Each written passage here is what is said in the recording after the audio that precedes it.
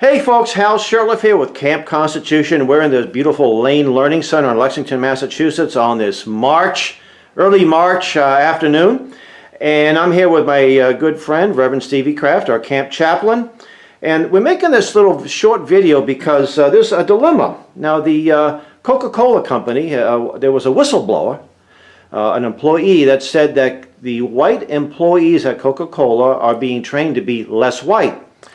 Now, I like Coca-Cola. Most Americans drink Coke. I'm not a big die-hard Coke fan, but I remember going to the headquarters in Atlanta with my wife and that beautiful museum.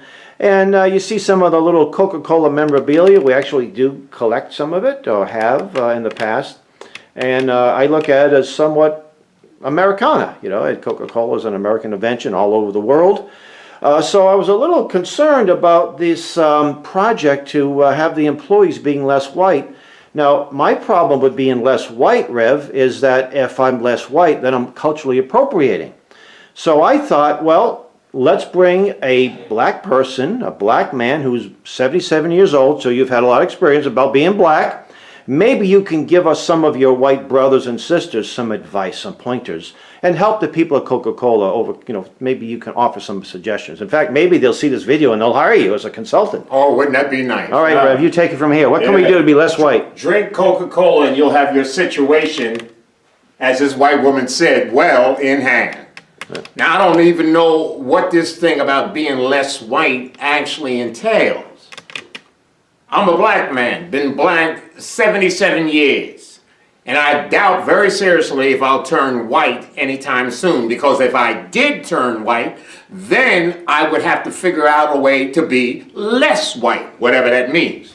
Now, when I look at this memorabilia, I love Coca-Cola. But I'm looking at the memorabilia and I see bring Coke into play. White, white, white, white, white, white, white, white, white. Even the bear is white. What am I to make of all this?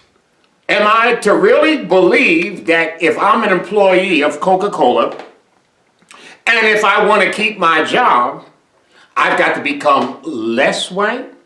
That'd make me gray. And if I turn gray, I'd either be ready for the graveyard or I'd be some kind of a freak. So I don't really know what to make out of all of this, except that it's nothing but cultural Marxism, better known as critical race theory, better known as these ideologies that the Marxists come up with, that even now they're even coming against and canceling Dr. Seuss. This thing is out of control.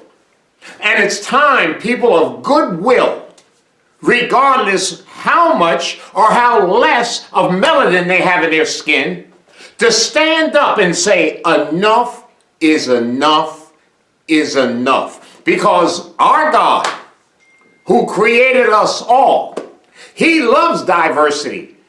That's why he created one race called the human race, one blood, and that we need to put to an end all of this racial nonsense that does nothing but divide God's creation based on an immutable context, which is color of our skin. So what I would say to all of our beloved Coke drinkers in general, and thinking about Coke, how about this one? Cocaine. The powder is white. So what am I to make of that?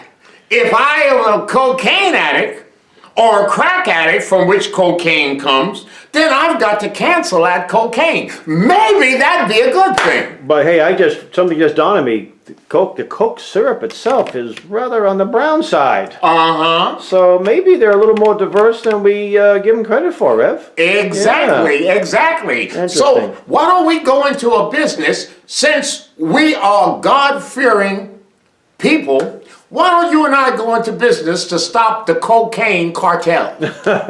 Why don't we go into business to cancel out cocaine use and cocaine trafficking?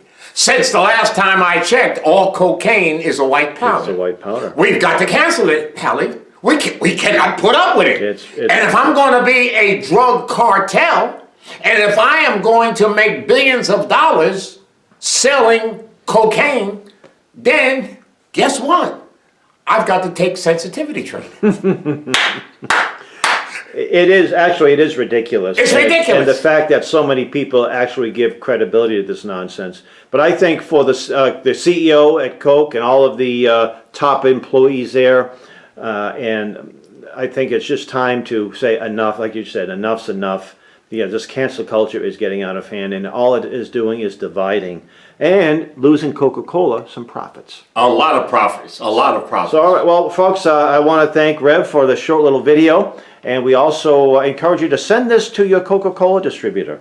Copy and paste it on the Coca-Cola Facebook page. Please. And it's time to say enough's enough. So this has been Hal Sherliff and Reverend Stevie Kraft of Camp Constitution. Visit us on our website, campconstitution.net. And maybe Coke we have a sponsors page. Maybe they will become a sponsor. And we'll cancel cocaine.